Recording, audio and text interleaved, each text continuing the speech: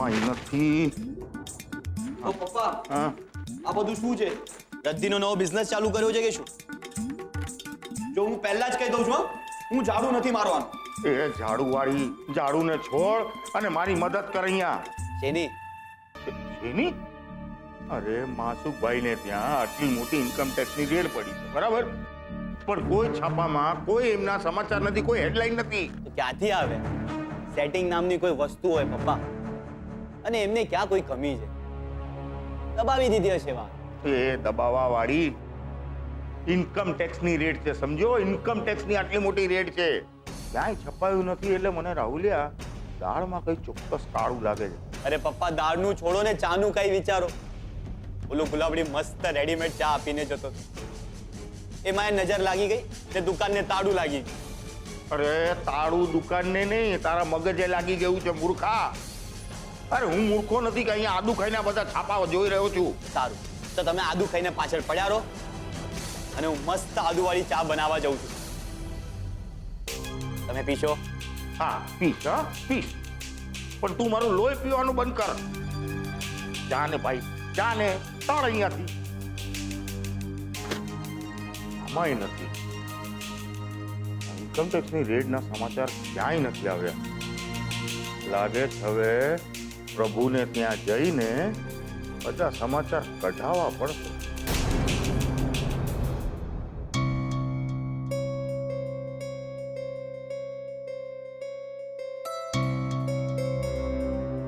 ખબર મોહન અંકલ, મારો એક ફ્રેન્ડ છે જે ઇન્કમ ટેક્સ વાળી વાતમાં ઘણી સમજણ પણ ધરાવે છે અને ઓળખાણ પણ છે. હું વાત કરી જોઉં, કંઈક થઈ શકતું હોય તો. ના ના, તમારે મદદ કરવાની જરૂર નથી. તમે જે પણ કર્યું બહુ છે અમારા માટે. મને ખબર છે કિંજલ, હું જ્યારે પણ તને મદદ કરવાની વાત કરું છું ને, ત્યારે તું તરત જ દૂર રહો, દૂર રહેજો એવી બોર્ડર બનાવવા માંડે છે. મારો વિશ્વાસ કર, હું મારી મર્યાદામાં રહીને જ મદદ કરીશ.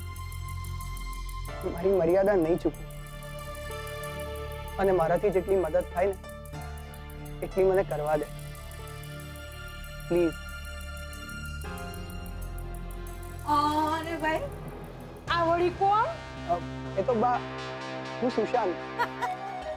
લે, તને હું ન ઓળખું? ગેલો પાછું નામ કે છે, બોલો. આપણે 3-4 મહિના મળ્યા કા?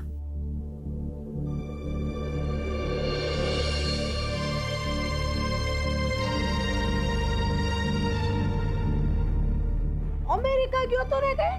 પાછો ક્યારે આવ્યો? યાદ છે ને, આપણે મળ્યા એ કોઈને કહેવાનું નતું. હું શું કહું છું, એકનો બે થયો કે નહીં, કે પછી હજુ આટા ફેરે આશીર્વાદ? લે હસે છે, બોલ તો ખરો. ભારે શર્મા છો તું તો બાપા. એ તો બા એવું છે ને કે લગ્ન તો કરવા છે, અને આજે હું છોકરી જોવા પણ જવાનો છું.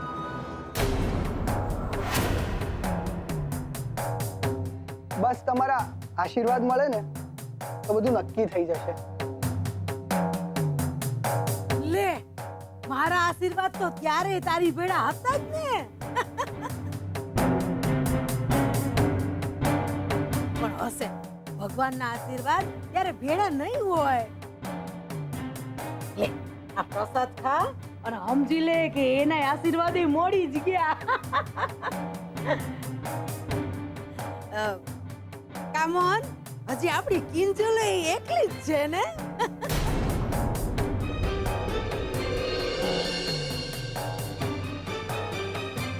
અરે ગગો ફફો માય બોલ તો ખરો કે આવ ઘરે.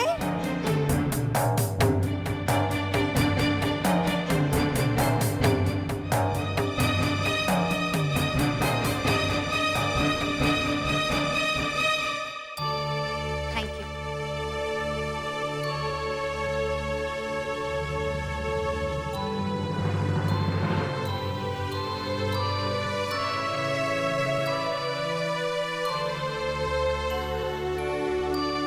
બા, મેં કિંજલ અને પપ્પાનો અવાજ સાંભળ્યો. આવ્યા એ લોકો? ક્યાં જવાના હતા? આવી રહ્યા છે મારી પાછળ મારે લૂર ઉતારતા. મારા શબ્દોનું માન ન જળવાય તો મારે શું?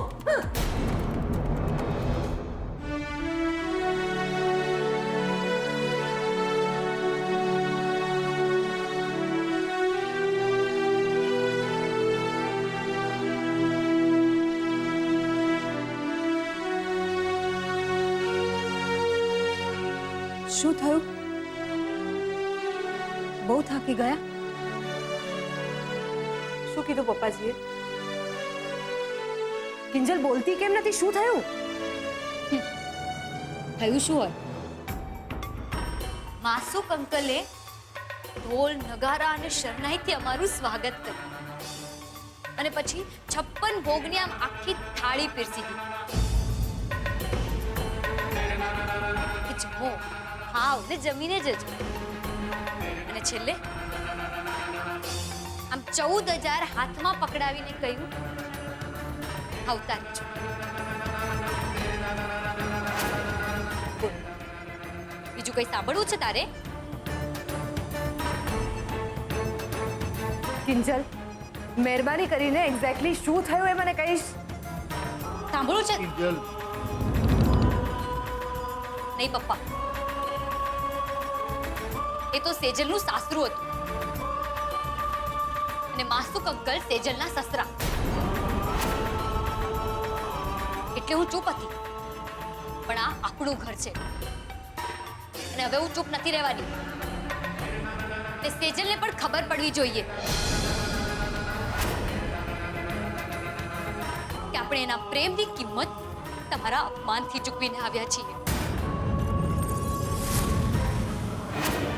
શું શું કહ્યું? તારા પપ્પાનું અપમાન? અરે પણ થયું હું ઈ તો કે આગળ. કાંઈ નથી થયું. માસુકભાઈએ આપણો જાનો ગલ્લો બંધ રહ્યો ને. એક દિવસના 2,000 લેકે 5 દિવસના 10,000 આપી દીધા. રેટ પડી ત્યારે ગલ્લામાં 4,000 રૂપિયા હતા. એ પણ એમણે ચૂકવી દીધા. કહું કે હજી જો આ લાંબુ ચાલે છે રૂપેશ કુમાર સાથે મોકલાવી દે.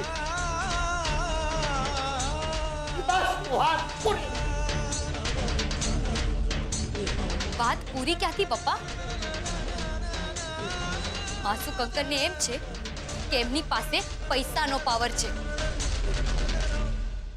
એટલે એ કોઈનું પણ અપમાન કરી શકે ને કોઈનું પણ સ્વમાન ખરીદી શકે. પણ એ ખોટું છે.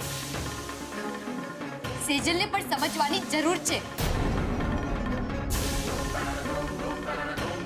રૂપેશ જીજુ ખોટા નથી. સેજલ, ખબર છે તને? માસુક અંકલે એમ કહીને આ પૈસા આપ્યા છે કે ઉપાડો આ પૈસા, તમારી આબરૂની કિંમત છે. આબરૂની કિંમત સમજાય છે તને કે એમના મનમાં આપણી શું કિંમત છે? બસ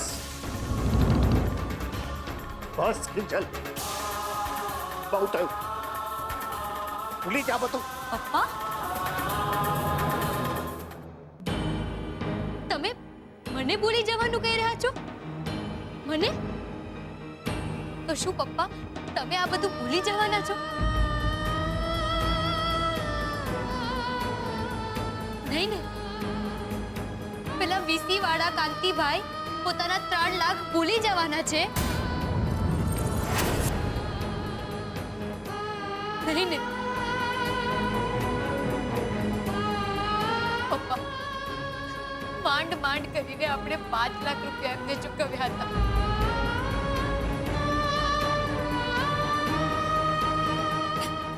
બીજા 3 લાખની વ્યવસ્થા કેવી રીતે કરીશું? કેવી રીતે?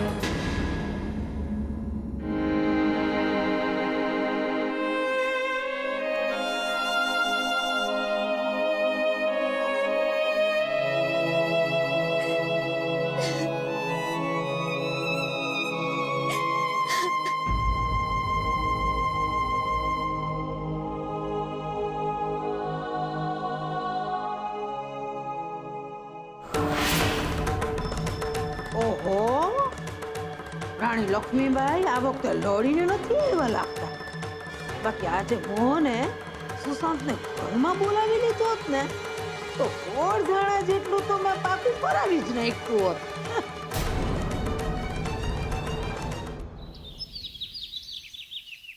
મમ્મી, પપ્પાએ કિંજલ અને મોહન અંકલની બદનામી કરવામાં જરાય બાકી નથી રાખ્યું અને એમણે જે કંઈ પણ કર્યું એ જાણી જોઈને કર્યું. એવું નથી બેટા. એવું નથી ને તો પપ્પાએ 3 લાખ રૂપિયા વીસીને ચૂકવ્યા હોત ને. જે રીતે 60,000 રૂપિયા રોકડા કાઢીને આપ્યા હતા એ જ રીતે 3 લાખ રૂપિયા પણ આપી શક્યા હોત ને. બેટા પણ એમની પાસે હોય તો આપે ને. અને આ તો ઇન્કમ ટેક્સના રૂલ પ્રમાણે એ લોકો થોડા ઘણા પૈસા ઘર ખર્ચ માટે મૂકીને જતા હોય. એ પૈસા હતા અને તે છતાં પણ તારા પપ્પાએ એ પૈસા કાઢીને એમને આપ્યા કે નહીં? તો એમનું સન્માન કર્યું કહેવાય કે અપમાન? મમ્મી, શાલમાં લપેટીને જોડું મારે ને તો એને એમ ના કહેવાય કે શાલ તો ઉડાડી. અને એમ પણ તું પપ્પાને ઓળખે જ છે ને. રીતસરનું દેખાતું હતું કે નાટક કરતા હતા. પણ મારી વાત નથી સેજલ સમજતી અને નથી ઉત્કર્ષ. હવે આમાં મેં શું કર્યું? કેમ? તું અને સેજલ જ પપ્પાની આગળ પાછળ 24 કલાક ફરે રાખો છો ને.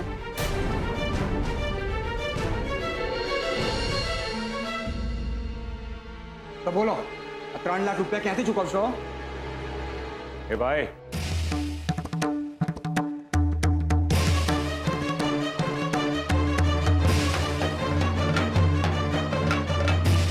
ચૂપ કેમ થઈ ગયો? બોલ બોલ, બોલે રાખ. આમ પણ મને મારા વખાણ સાંભળવામાં જરાય વાંધો નથી. ચાલુ રાખ તું તારે. હે ભાઈ, તું તારી તબિયત, તારું આ પ્રેમ પ્રકરણ, જાગરણ, તારો તમાચો, આ બધું જો પતી ગયું હોય ને ક્યારેક ક્યારેક ઓફિસમાં આવવાનું રાખ. તારી કેબિનમાં કામની ફાઇલનો હિમાલય ખડકાઈ ગયો છે. હા અંકલ, બસ થોડી વારમાં પહોંચું છું. તારા માટે એ જ સારું રહેશે. નીકળું છું.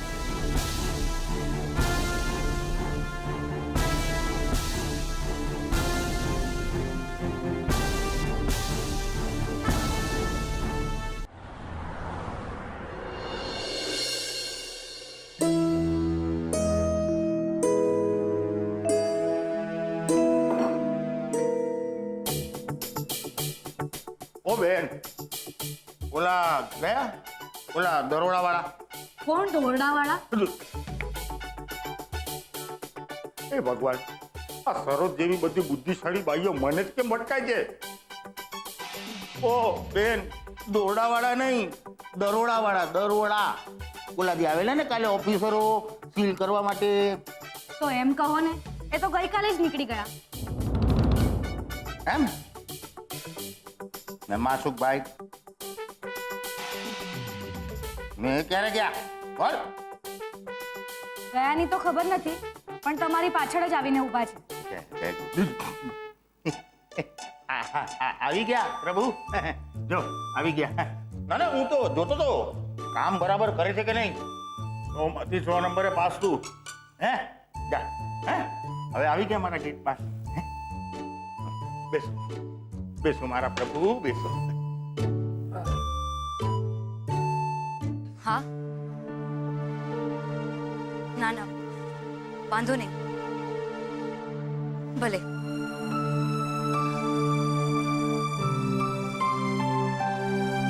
શું થયું કિંજલબેન? રમેશભાઈ પણ ઉધાર આપવાની ના પાડી દીધી?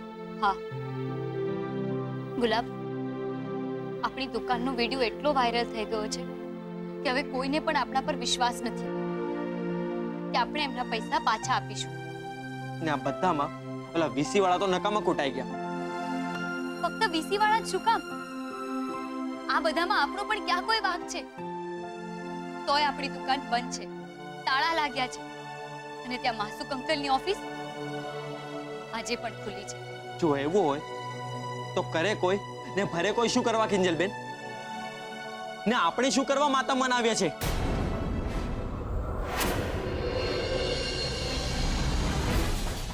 એક મિનિટ. ગુલાબ શું કરે છે? ગુલાબ ગુલાબ શું કરે છે? આપણે પણ તો આપણી દુકાનનું તાળું તોડીને કમાતા થઈએ ને. આજે તો આ પથરો છે ને આ તાળું છે. ના ગુલાબ, પ્લીઝ, આ ગુનો છે. તો ભલે ગુનો ગણાતો. આપણી દુકાન આ રસ્તા પર પડેલી છે. ગમે તે આવે એ તાળું મારી જાય ને ચાવી આંચકી જાય છે. પેલા ભીમજી હતા, પછી પેલા વીસી વાળા કાંતિભાઈ, ને હવે આ સરકારી કર્મચારીઓ. ગમે તે હોય, આજે તો હું આ તાળું તોડીને જ રહીશ. ના ગુલાબ, શું થશે? મને જેલમાં લઈ જશે ને? કાંઈ વાંધો નહીં, મને ડર નથી લાગતો ને તમારે પણ ડરવાની જરૂર નથી. વાત ડરવાની નથી ગુલાબ, તું સમજતો કેમ નથી? ઓલરેડી આટલા બધા ટેન્શન છે અને તું એક વધારી કેમ રહ્યો છે?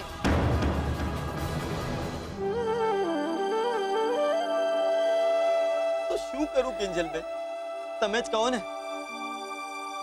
આ શટર ડાઉન મારાથી નથી જોવાતું. તમને યાદ છે સાહેબે જ્યારે આ પાટિયું બદલ્યું હતું ત્યારે ભવાની બાએ કેટલો વિરોધ કર્યો હતો? ત્યારે તમે જ કહ્યું હતું ને. બા શું કરો છો તમે? જોતી નથી? મારી જાતની ચિતા મારી જાતે જ હળગાવું છું.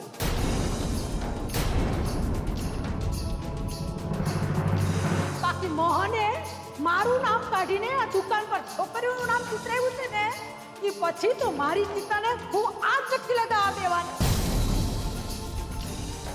અરે પારકી થાપણના નામે ધંધો ન કરાય. આ બરકતે પારકી થાપણની હારે પારકા ઘેર આવી જાય. અરે તારી માનું માન રાખ અને આ બદલી નાખ પાટ્યું.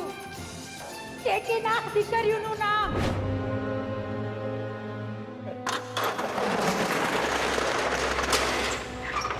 જય માતાજી. જય માતાજી. પહેલા તમારા આશીર્વાદ. ખૂબ ખૂબ અઢળક અઢળક કમાઓ બેટા. યાદ આવ્યું કિંજલબેન?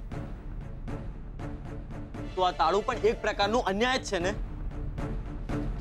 બોલો કિંજલબેન, જ્યારે આપણે કોઈ ગુનો કર્યો જ નથી તો સજા શું કરવા ભોગવીએ? એ પણ એક પ્રકારનો અન્યાય છે ને કિંજલબેન? બોલો, તો હવે આ તાળું તોડવું એ ગુનો છે કે ન્યાય? બોલો કિંજલબેન, તોડી નાખો આ તાળું. લો, કરી નાખો આ તાળાના 2 કટકા. જાહેર કરી નાખો આખી દુનિયાને કે આ જ સાચો ન્યાય છે ને આ દુકાન તમારી છે. લો.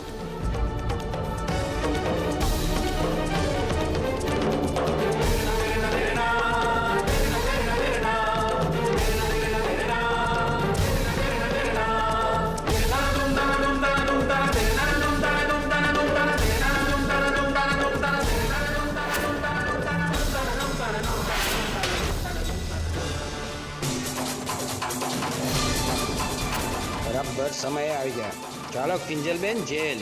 સરકારી તાળું તોડવાના ગુના.